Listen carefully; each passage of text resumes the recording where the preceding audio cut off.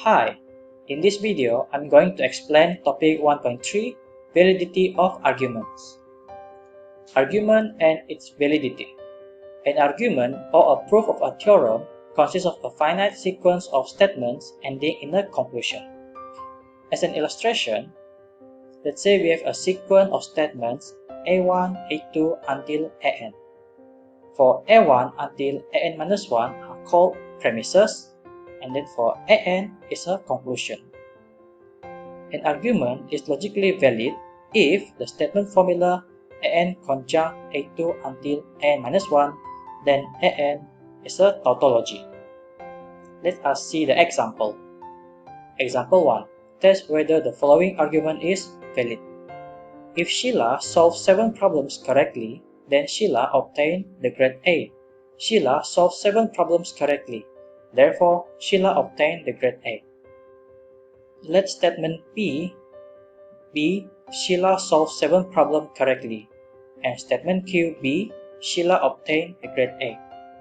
For each sentence from this argument, we have if P then Q, P, therefore Q.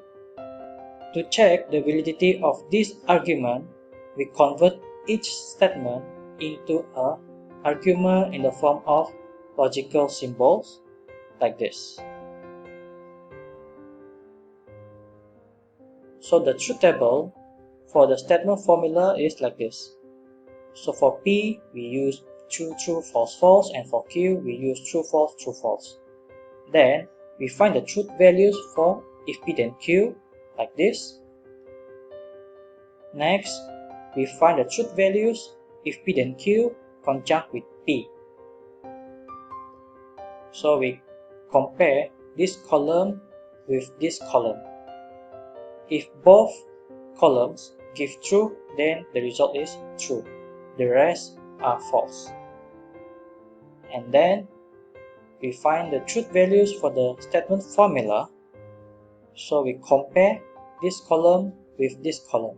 So basically, if true, then true, we get true. If false, then false, we get true. If false, then true, we get true. And if false, then false, we get true.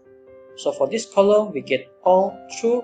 Therefore, we can say that the statement formula is a tautology and the given argument is valid. Let us see the next example. If Peter solved 7 problems correctly, then Peter obtained grade A. Peter obtained the grade A, therefore Peter solved 7 problems correctly. To solve this problem, we label the statement P be Peter solved 7 problems correctly, and statement Q be Peter obtained the grade A. And then for each of these sentences, we can get the statement as follows. Then we combine these statements into an argument like this, and we check the validity using truth table. So to check the statement formula, we begin with P and Q. So the truth value for P true, true, false, false, and for Q true, false, true, false. Then we find the truth values for if P then Q, and we find if P then Q conjunct with Q, and lastly the statement formula. For the statement formula, we need to compare this column with this column. So if true, then true, we get true. If false, then true, we get true. If true, then false, we get false. And if false, then false, we get true. Since not all of this we get true, therefore we can say that this statement formula is not a tautology. Then the given argument is not valid. Next example, we consider a longer argument. So we have go to the office, get up before 7 a.m., attend the dinner party at the club, return home late, and then will not sleep well. So from this longer argument, we can come up with several statements as follows. P, I will go to my office tomorrow. Q, I must get up before 7 a.m. R, I will attend the dinner party at club, S I return home late, and T I will sleep well. Then, by using all these statements, and based on this argument, we can come out with several premises like this. Since we have 5 different statements, then for each line, we can denote with another letter. For example, A for the line 1, B for line 2, C for line 3, and D for line 4.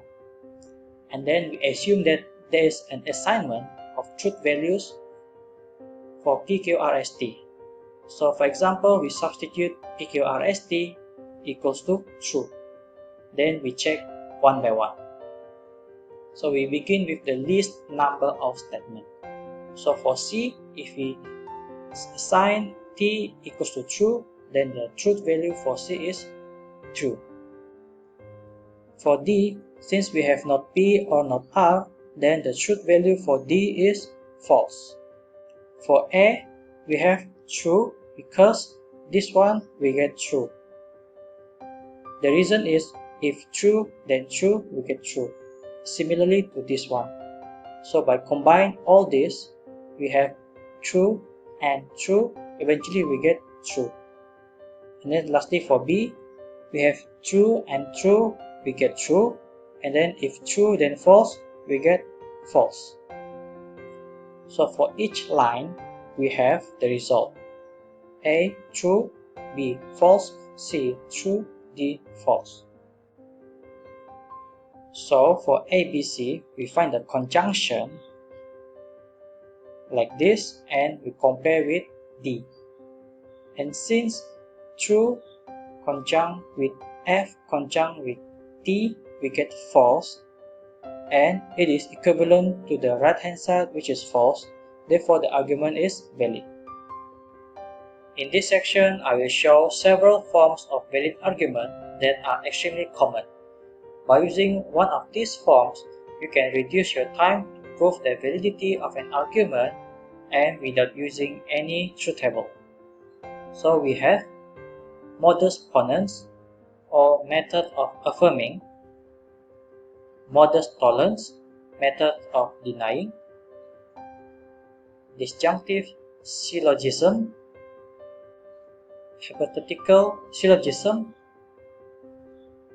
dilemma, conjunctive simplification, disjunctive addition, and conjunctive addition. So to prove the validity of multiple arguments, we can refer to this definition. A statement formula A is said to follow logically from the statement formulas A1 until AN, which can be written as follows: if there exist arguments B1 until Bm that satisfy the following conditions. So, from this definition, I can explain using this example.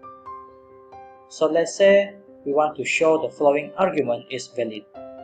So the solution is, not P is a hypothesis, and then not Q or P is another hypothesis. Then by using disjunctive syllogism, we can say that B1 and B2 we get not Q. And then we copy the third line, which is another hypothesis, and by another disjunctive syllogism, which is B3 and B4, we get not R. Now let us see another example. Show that not P, not Q or P, not R or Q is true of not R. So we are going to show that the first 3 premises is true of this conclusion using the form of valid arguments. The solution is, first we write the first hypothesis, and then we write the second hypothesis. Then by tautology, the B2 can be written into B3 like this form. And then using the modus ponens and comparing B2 and B3, we can get this one. So notice that this one as P, okay, and this one, if P, then Q. Therefore, this one must be Q. And then for B5, we have not Q. So this one, we compare B1 and B4 and use modus tollens. The modus tollens is this form. If P, then Q, not Q, not P. So let's say we consider if Q, then P.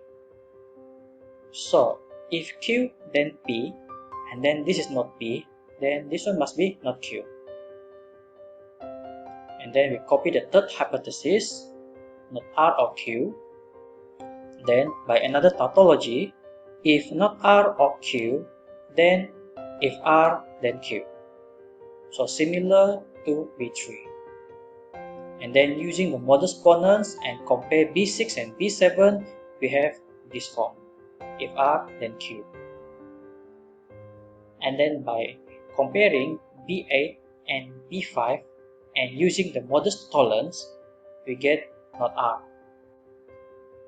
Hence, we find that there exists an argument from B1 until B9 satisfying the condition of definition 1, and hence we can show that these three premises is true of this conclusion. So that's all for this video.